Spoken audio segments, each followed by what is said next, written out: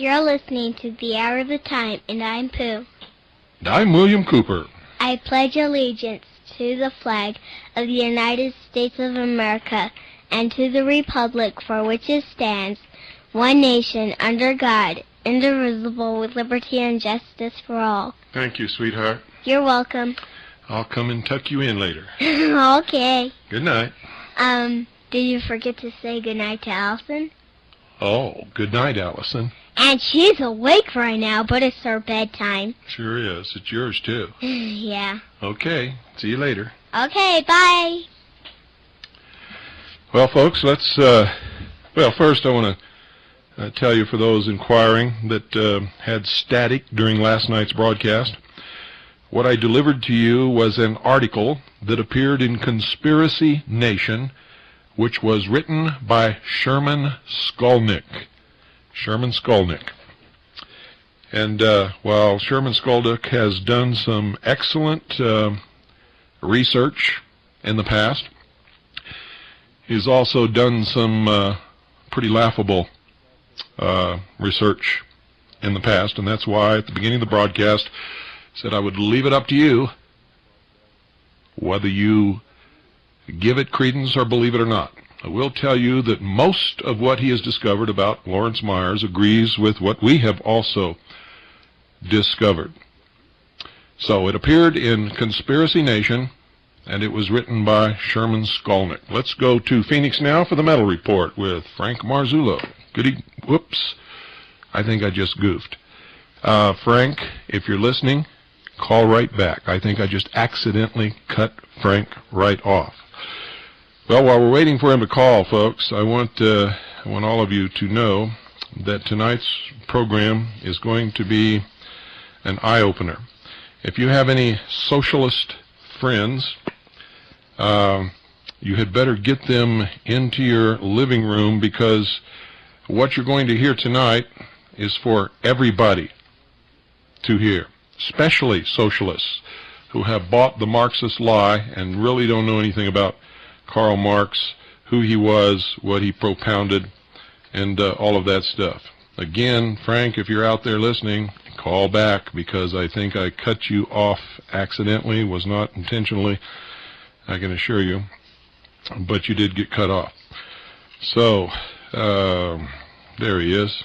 Good evening, Frank. Yeah, that's okay. I'm sorry about that. That's all right. I just flipped the radio on to see what was going on. I kind of figured something like that happened. Yeah, I reached out and hit the wrong button. So I do that occasionally, too. What's happening in metals? What's happening in metals is we're starting to see a strong showing again. We ended up, we started the week at right around 395. It's worked its way up very, very slowly. Today we had a strong showing. We closed at just above 398. The Dow Jones Industrials have been pretty much on a decline. They made a real strong showing on Monday. They went up almost 100 points, and they've been in a decline since then. We got a new report. We get all these different newsletters. Franklin Sanders, somebody finally figured it out. And like you've been pointing out, the dollar, these Federal Reserve notes are not dollar. A dollar is a unit of measure, as is a quart, etc. When you break down the financial markets and you use gold as the yardstick, it's pretty amazing. It makes it very, very easy to look at what's going on with the Dow action, with the stock market action, and it's even worse than what you would expect just using the figures that we get from them as it is. It exhibits some of the classic failure features, ready to fall. But what's more important that people should be watching are the bonds. On Friday, March 8th, we saw a big decline in the Dow, and with the bond market, though, it's far more important, because the bonds are pretty much what supports our currency system. The bonds took a very heavy hit. Right now, they're having a very hard time getting people to buy bonds. It's not happening. If you had bonds, and you were holding bonds last Friday, basically, you got to wait 30 years before you got to wait till maturity until you can get anything back. You've lost so much principal that you got to wait that long to make it up. And these are the things that we can expect to see occur, given the new currency, given some other situations in this country, as you talked about last night. We don't know half of what's going on. The foreign markets, the foreign newspapers, these people know far more what's going on in this country than most Americans do. Or ever will, for that matter. Yes, exactly. And they are getting out of our paper. They are dumping our paper. They are getting away from America as far as they can. And it should be real indicative to people out there to not be fooled by things as they are. And if you are, truthfully, you're going to get exactly what you deserve, and that's absolutely nothing. If you got your head on straight and you're paying attention to what's going on, and you get done what you need to get done, you're going to get through what's coming just fine. But if you get greedy, you're going to get what you deserve, and that's a ride to the slaughterhouse. But watch the bond market. It is not a good place at all. Don't be paying so much attention to the Dow because it's biased just by inflationary trends. The last information that I've seen reference the new money that's coming out on Monday is that they're going to have an initial issuance of $80 billion. Now, we've talked about before, there's $350 billion in circulating notes currently.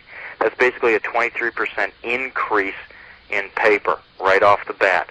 After that initial increase is when they say they're going to start doing exchanges. When old hundreds come in, they're going to put out new ones to replace them. Well, we're talking about a 23% increase in the monetary supply. That's inflation. Real simple. That's devaluation. It's probably going to have a fairly, at least initially, positive effect on the surface, enough to get Bill Clinton elected. It'll probably boost the economy somewhat, to have a little bit of a loosened money supply here. They've been cutting these interest rates and, fight inflation, and here they go because they're getting ready to unleash it very quietly. And it's going to be very bad in the medium to long run, but initially it'll probably give enough boost that the ignorant out there will think, oh, my life is a lot better now. I'm going to re-elect Billy. And Whitewater and all this other stuff, they're going to try to shuffle it under the rug. This is just one of the many ways it appears that they're going to attempt to do that. Well, the last time they did it, everybody thought it was wonderful for the nation. They still praise Ronald Reagan. Yeah. But all of the money that he flooded into the country by borrowing and putting it into circulation caused the value of the dollar to decrease. Property values, everything went up to make up for the decrease in the value of the dollar. It takes more dollars to buy anything. People are worse off now. Exactly. And they're still praising Reagan, who did it to them. Exactly. Here we got a replay of Reaganomics in the wind here, and people just don't have a clue. It's going to be interesting to see if he's able to carry this off. There's a lot of rumors going around out there that Clinton may attempt a situation to gain sympathy, a la another Ronald Reagan situation with John Hinckley. And that's kind of, I don't know. I don't discount anything any longer. I wouldn't put that past Clinton, just as with the Duran incident. But if he can pull this one off, he probably won't need to do that. But it's going to be interesting to see what he's up to. He's such a slime ball. It's unbelievable that the American public is just so enamored with that idiot that they just allow these things to slide. It's just amazing. It's just absolutely amazing what goes on in Washington, and that people don't do anything about it. When all you got to do is pay a little bit of attention to what's going on and become somewhat informed, then you start wanting to know more, and then you start listening to this program, and then you really get hooked. Well, you got any last parting comments? Last parting comments? Get it done, people. Monday's the day. It goes out of the federal depositories on Monday. We'll probably see it in some of the larger banks on Tuesday, your smaller banks by the end of the week. You should be able to get your shiny new $100 Federal Reserve notes. I would anticipate to see the inflationary tendencies not long after that. Probably not initially, but it should be very quickly after that. Things will start getting more and more expensive. It's already tough enough to make ends meet for a lot of people. Like you pointed out, two people are having to work to get the same income that one did only 20 years ago. Not even 20 years ago. Exactly.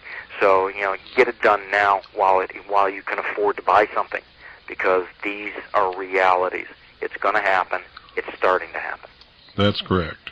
And by the way, folks, we were not wrong on all of our dates for the issuance of the new money. We got our dates directly from the United States government, from the Treasury Department, And they have changed the date every time, and they may still change this date. We don't know. Well, but like you pointed out, the pagan aspects of the Mystery Babylon state springtime, March. Mm-hmm. Oh, yeah, and you're hearing all these little comments all over the place. Sure, it makes sense. It all fits. Okay, thank you, Frank. Thank you, Bill. We'll talk to you later. You're welcome. Good night. 520. Oh, no, we're not going to do that. 1-800-289-2646. Call Swiss America Trading. Talk to Frank. Talk to anybody there if you can't get a hold of Frank. And make sure that you tell them that you're a steady listener to the Hour of the Time, and you'll get red carpet treatment. And ask them for the newsletter and all that stuff. Okay, folks, don't go away. I'll be right back. And remember, if you've got any socialist friends hanging around or across the street or down the way or something, go drag them into your living room, because they've got to hear this, and so do you. Did you ever wonder why our constitutional republic is suddenly called a democracy? Ladies and gentlemen, Lenin, V. Lenin, you all know who Lenin is, don't you? Said this, quote, "Democracy is indispensable to socialism," end quote. Now, why is that, do you think? Well, it's simply this, ladies and gentlemen. They're calling the United States a democracy now. It is not, never has been. It is a constitutional republic. A constitutional republic is where there is a balance of power. In the federal government, that balance consists of the executive branch, the judicial branch, and the legislative branch. In the election process, where we elect our representatives to go and take care of business for the state in Washington, D.C., we elect representatives. Our founders set this government up so that senators were picked by the state, not elected by the people. This would make sure that our constitutional republic could not become a democracy and thus turn into an oppressive, dictatorial, socialist state. For they understood the process well. The first step into turning the United States into a democracy was taking the power of the state to choose its own senators away and put it in the hands of the electorate, or the people. Whenever the people see that they can vote themselves whatever exists in the treasury, socialism quickly follows. For when the people find out that they can vote themselves whatever they want, and that's what's happening in the country today, people are voting themselves whatever they want, Congress is voting themselves whatever they want, everybody is moving this country more and more into socialism. With socialism, eventually comes a dictatorship. With a dictatorship, always comes fascism in its various forms, or total and absolute control and ownership by the state of everybody and everything, and that is known as communism.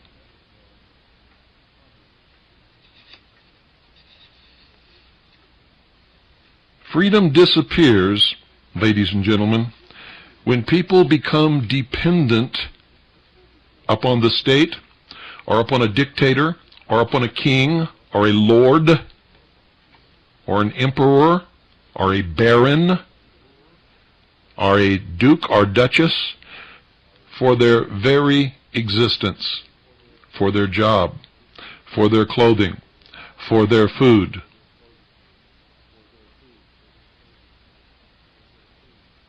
When this happens, people, without even realizing it, have become enslaved.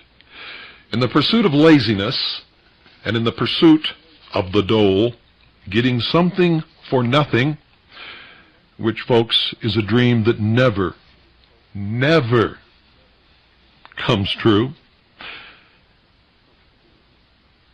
There is no such thing as something for nothing.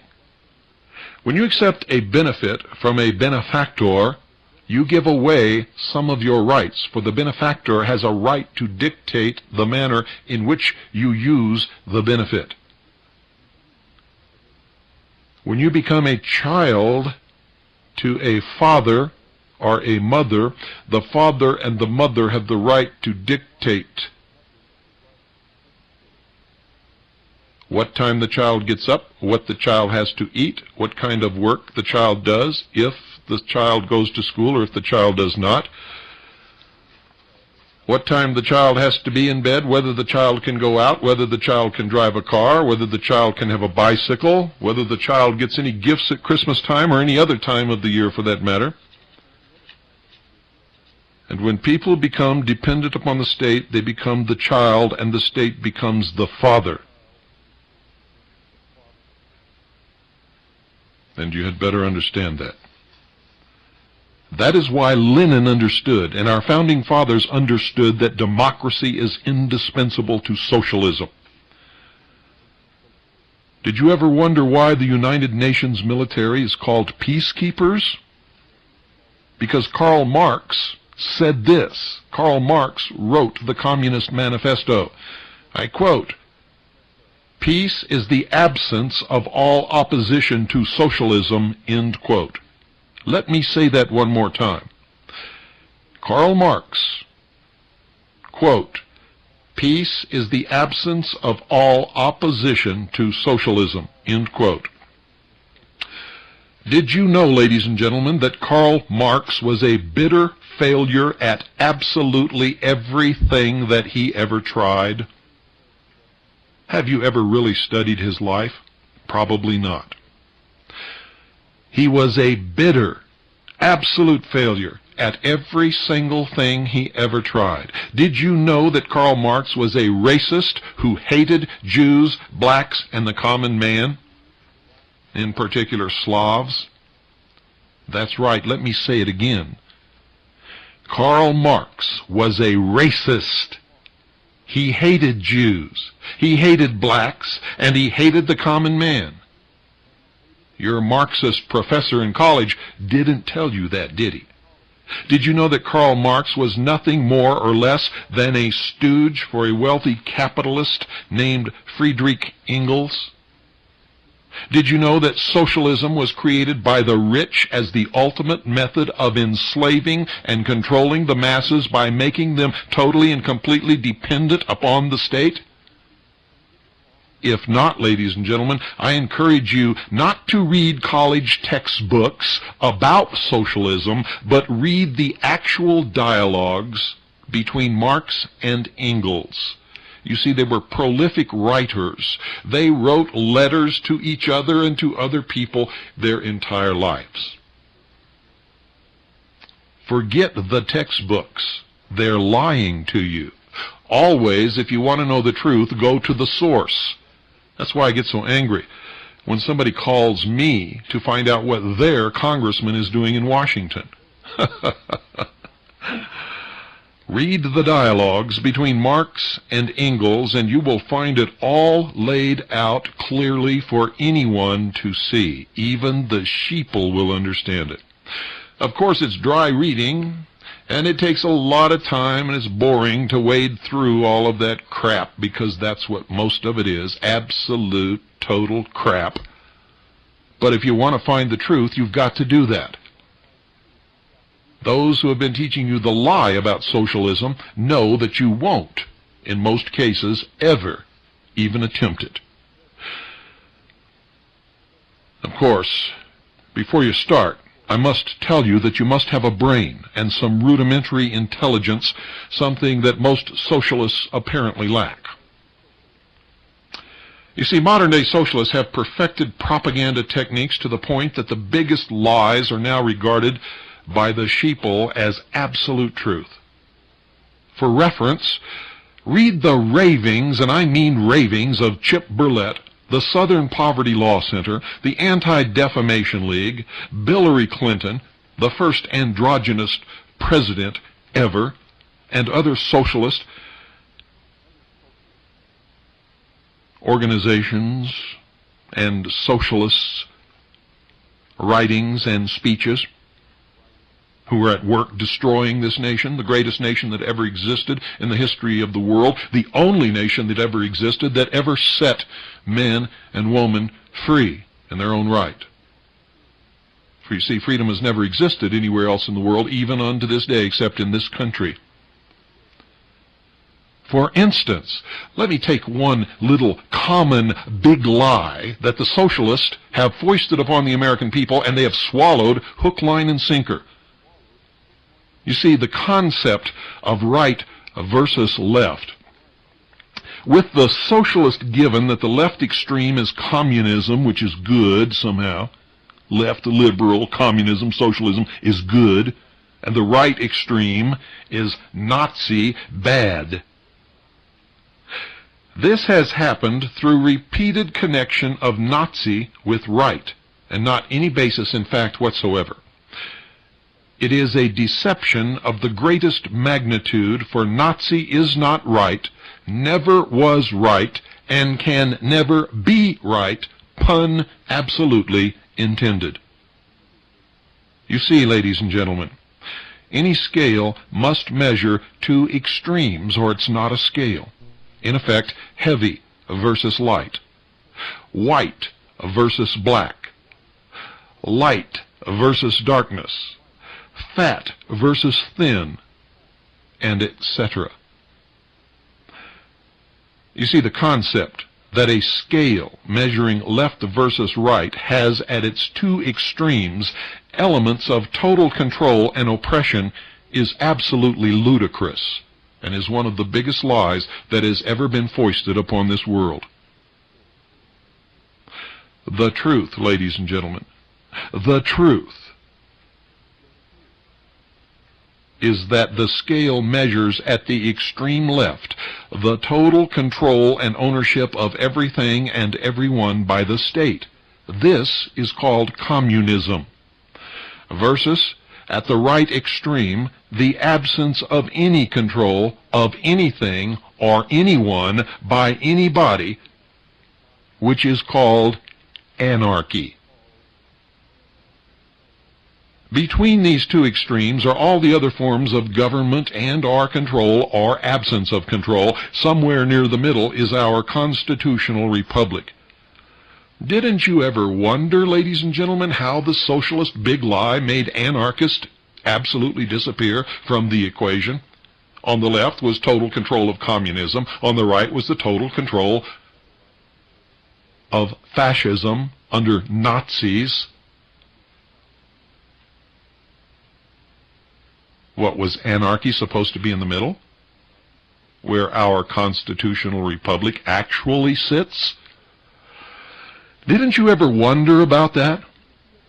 Or do you ever wonder about anything anymore? Have you been so conditioned, so brainwashed, that you just accept whatever comes across the big eye, the propaganda machine of Big Brother in your living room?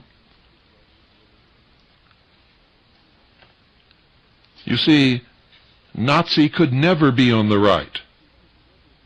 If on the left is socialism and communism, Nazi cannot, absolutely cannot, could never be on the right. For Nazi is simply gutter slang, ladies and gentlemen, for National Socialism. Nazi originated from the German National Socialist Workers' Party. You see, Hitler was a socialist.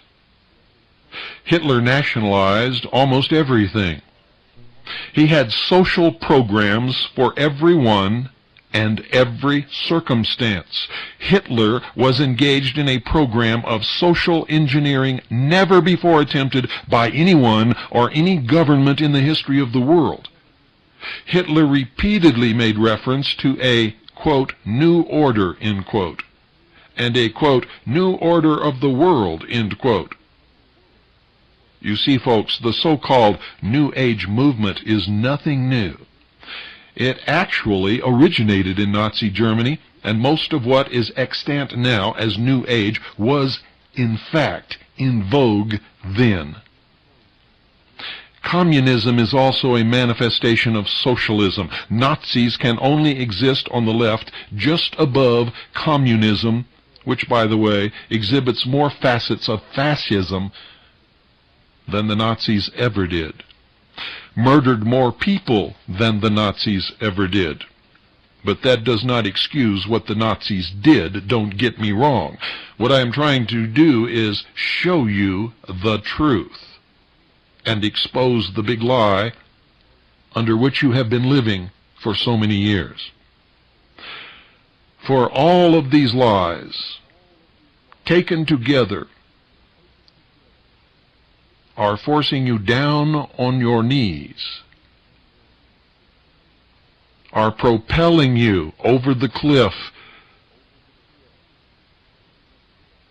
toward a death in a world of socialism where you will be enslaved in a cashless system of debt, chained to a computer forever, where ownership of private property is forbidden, and where the school in the community will be merged with the mental health center, and you will be required to attend from birth to grave. Another socialist lie is that fascism is an expression of the right. However, ladies and gentlemen, when one studies history, it is found to have only existed in socialist regimes. Fascism is an expression of control which only exists on the left, because on the left side of the scale is where control lives. It only exists in that place. Although communists and socialists will vehemently deny it, fascism only reaches its full potential in a communist system of government where literally everything is owned and controlled by the state, and the only thing that matters is the welfare of the state. The God is the state, the Father is the state, the provider is the state, and the executioner is the state. If you don't believe it, get out your dictionary. The Webster's Encyclopedic Unabridged Dictionary of the English Language defines fascism as, and I quote verbatim, one period, sometimes capitalized, a governmental system led by a dictator having complete power, forcibly suppressing opposition and criticism, regimenting all industry, commerce, etc., and emphasizing an aggressive nationalism and often, but not always, racism.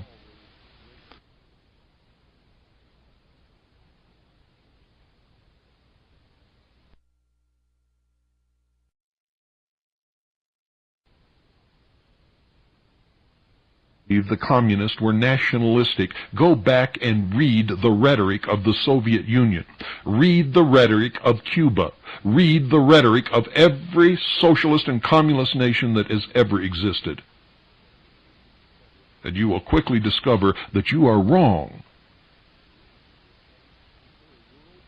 You say a world government cannot be nationalist? Yes, it can, ladies and gentlemen, and it will. And it is already beginning to show the signs of that. For if you are not in the politically correct frame of mind, where you speak of the world and the world community and the brotherhood of nations as the number one priority, what happens to you? You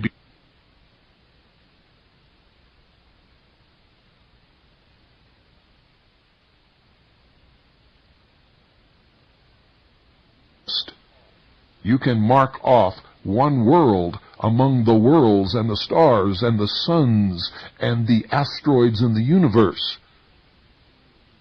and still be a nationalist.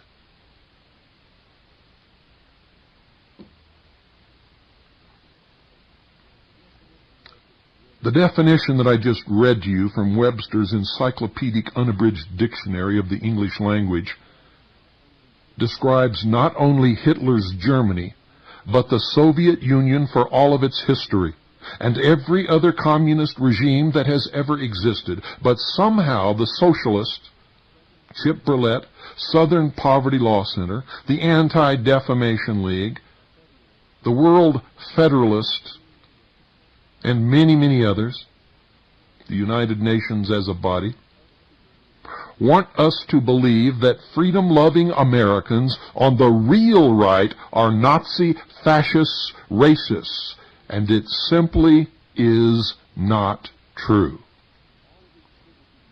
All of these little idiots running around calling themselves Nazis and believing that they are on the right and believing that they are for freedom and believing that they support the Constitution for the United States of America are not only lying to you, ladies and gentlemen, they are lying to themselves, which is the worst thing that any human being can ever do.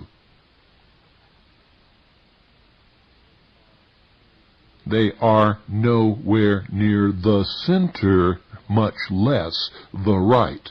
They are firmly on the left, firmly established in that foothold known as socialism, which breeds dictators, which breed fascism.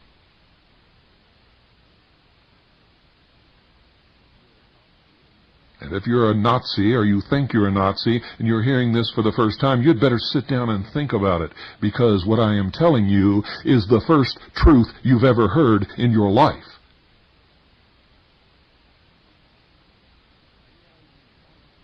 May I remind you, ladies and gentlemen, that the Soviet Union has a history of persecuting Jews and other minorities.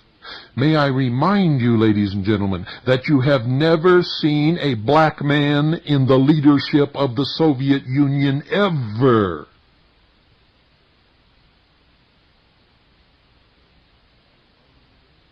May I remind you that the Soviet Union has always benefited its minority states last, when and if they were ever benefited at all. And that is only if you consider the concept of we pretend to work and the state pretends to pay us a benefit. How does, ladies and gentlemen, how does old Chip Burlett, the Southern Poverty Law Center, the ADL, the United Nations, the World Federalists, and all of these other people who espouse a socialist New World Order, how do they explain I'm talking about me and you, real Americans, how do they explain our resistance to more regulation and control? How do they explain J.J. Johnson, the black leader of the Ohio Citizens Militia? How do they explain me, William Cooper, one of the foremost leaders of the Patriot and Militia movement, being part Native American and married to a Chinese wife? How do they explain my two top assistants being Filipino? That's right, Michael Aponte and his wife Sharon are Filipino. Americans, solid Americans, understand freedom, liberty, and are ready and willing to die for it, should they be called upon to do so. How do they explain the Jews for the preservation of firearms ownership under the leadership of a real American patriot, Aaron Zellman? How do they explain the many blacks, Hispanics, Jews, Orientals, and others of all races and religions who understand truly freedom and belong to patriot and militia organizations? How do they explain our defense of freedom in behalf of all peoples and religions? How do these fools explain our call for more individual responsibility and accountability for an individual's actions? Well, the answer to all those questions, folks, is they can't, they don't, and they won't. because to do so will force them to admit that they are wrong and that socialism is wrong. And we are not racists and bigots and terrorists. In fact, exactly the opposite is true. For what we want to give to the population of the world is freedom, responsibility, a sense of self-worth, value, satisfaction, real education, and installation of the truth.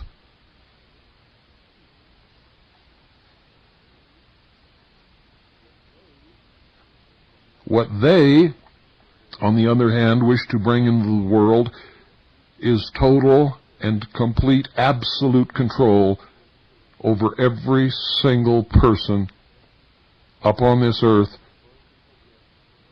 from birth until death, for every single moment, every hour, every day, every week, every month, every year of their lives. Shackled in slavery, in a cashless system of debt to a computer forever. Where you have to have a card to travel, or to get a job, or to obtain medical care. Where you cannot own even the simplest rudimentary weapon to defend your person and your property, which, by the way, you will have none of, since private property will not be allowed to be owned in the New World Order. In fact, you really don't own it now, although you think you do.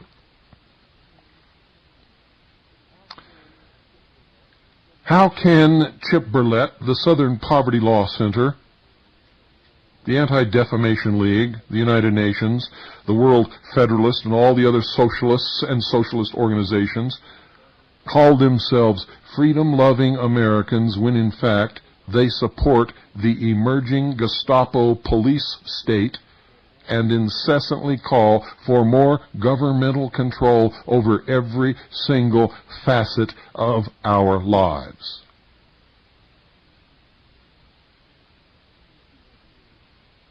How many of you have really thought about that? How can these people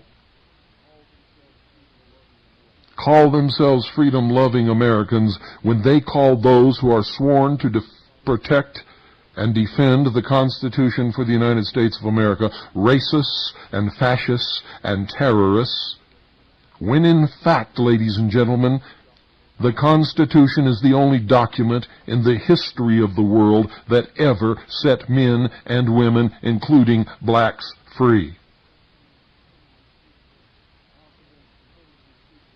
How can they claim to be freedom-loving Americans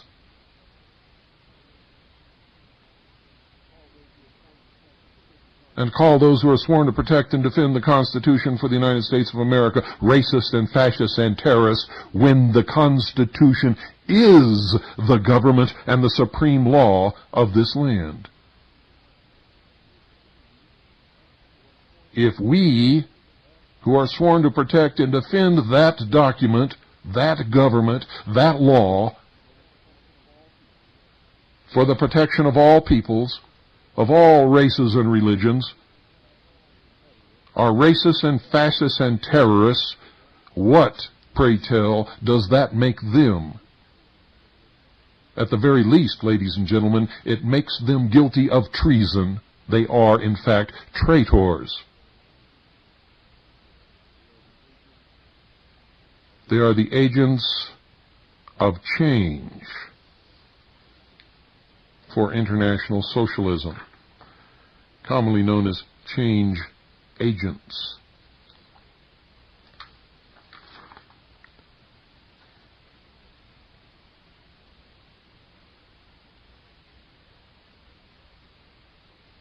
I'm letting you think about that for a little bit. Do you really have a grasp upon what I'm trying to teach you tonight? Many people write me letters and say they're thankful for my ministry This is a ministry, ladies and gentlemen, but it is a ministry of freedom. Freedom. For all peoples, all religions, all races, and I can only bring it to you because I personally believe in God.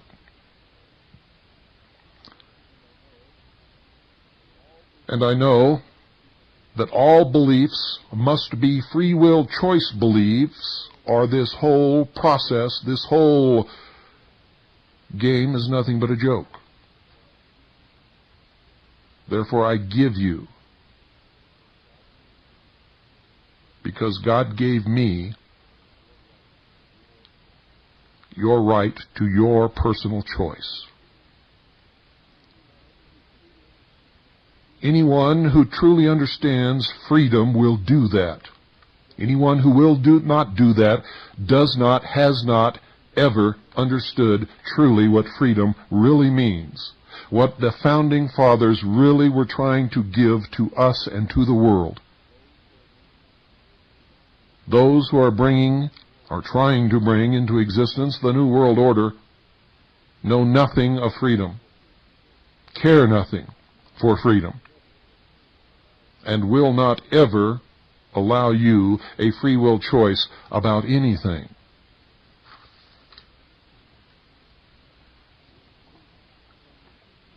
With freedom comes a great deal of responsibility, personal responsibility.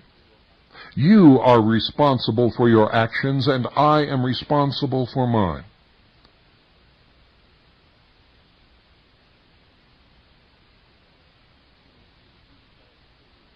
Which means that if you decide to take a walk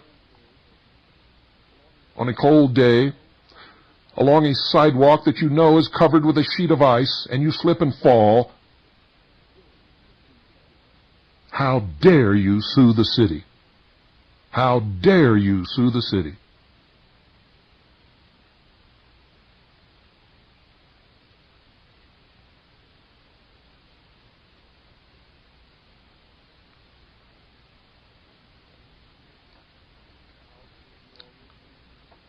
How can they do all these things, ladies and gentlemen? How will they do them? Why have they been doing them? The answer is very simple. It's because Chip Burlett and the Southern Poverty Law Center and the Anti-Defamation League and a lot of the highest degrees of Freemasonry, the Order of the Rosy Cross, and all of the rest of them. I could spend an hour naming off all of these so-called fraternal organizations. The socialists and socialist organizations are change agents of international socialism. And they are, in fact, fascist. If you don't believe it, look at the legislation that they are passing through the Congress. Look at what is happening in this country. We are coming under a police state, the likes of which Hitler's Germany never saw. There is in this country being promulgated a Gestapo.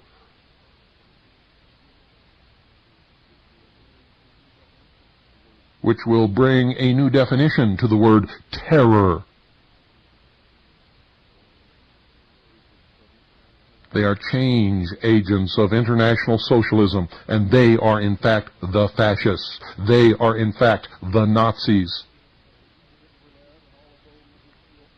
Chip Burlett and all of those of his ilk are the real Nazis, and who, if they are successful in their efforts, will usher into the world the most oppressive and unescapable system of slavery under a totalitarian socialist world government that this world has ever known. They are internationalist socialists and care not one iota for the Constitution, individual liberties, freedom, or the principles and ideals upon which this nation was founded. And many of them are Jews. And that absolutely amazes me, for aside from England, this has been the only other country that has ever welcomed Jews as whole and complete citizens and has given them a home, opportunity, and wealth.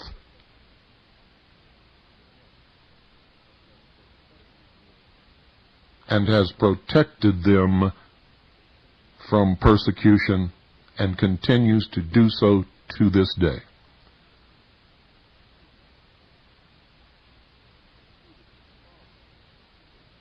You see, it is the promise.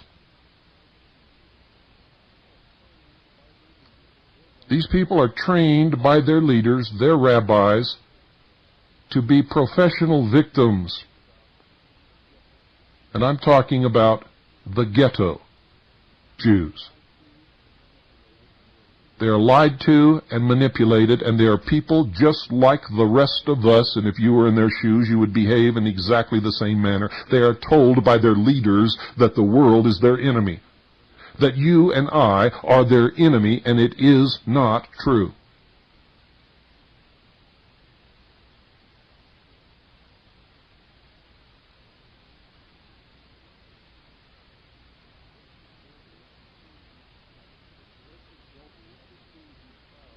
Joseph Goebbels would truly be proud of Chip Burlett, the Southern Poverty Law Center, which has never done anything whatsoever to help poor people with legal representation in the South or anywhere else, or with any other type of help.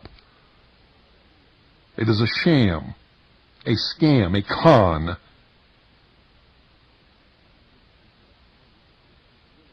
Through which they collect money to vilify Americans, to vilify the Constitution, to vilify patriotism, to vilify freedom and bring about oppressive laws, the police state.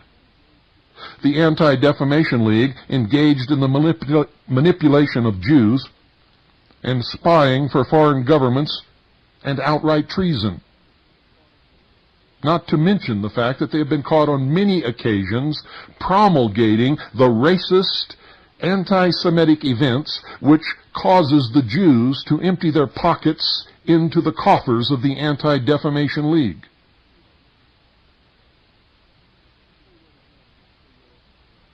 Let me say that again so you'll understand it. Remember, Jews are people just like everyone else, who have been lied to and manipulated by organizations like the Anti-Defamation League, which is engaged in lying to Jewish people and everyone else, in specifically the manipulation of Jews in order to bring about oppressive laws and the New World Order, and spying for foreign governments and outright treason and criminal activity. A more proper name for this organization would be the Defamation League, for that is truly what they are engaged in. And all other manifestations of socialism that are at work to destroy the United States of America.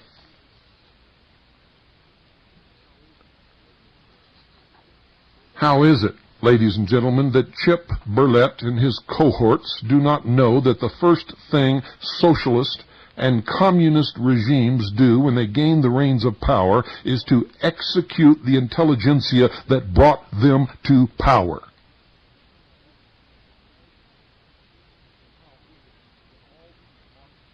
How is it that all these Marxists in our universities and colleges can promote Marxist socialism and expect to survive in light of socialism's terrorist history and its record of persecuting those people who are bringing them to power?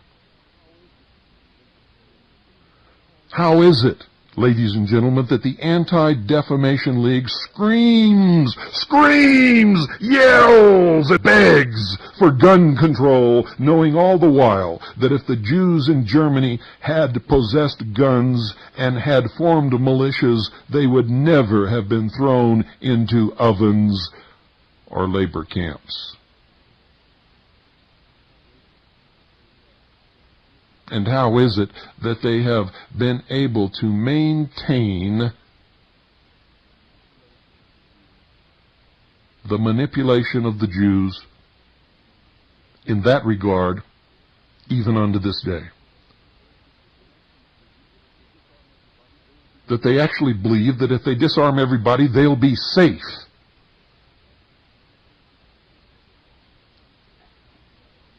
Well, they won't. Because I happen to know from my research of those who are bringing about the New World Order that they intend to completely obliterate from the face of the earth all existing religions, nation-states, and free peoples. You see, Jews will be eliminated right along with Christians and the followers of the Nation of Islam, along with all of those people whom they call useless eaters. You see, socialism has scammed the oppressed peoples of the world into believing that socialism offers them relief and a future utopia upon this earth. And it is a lie.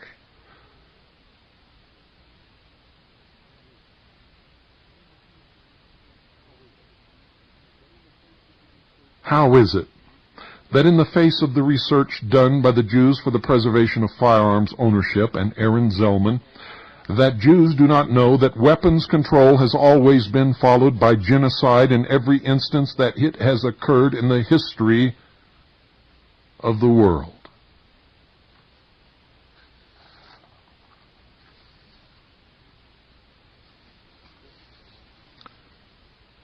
There's a book that I want you to read, ladies and gentlemen. By the way, what you heard tonight is my original research and writing. Belongs to me. I wrote it. I take full credit and responsibility for every word. It is the truth, whether you like it or not.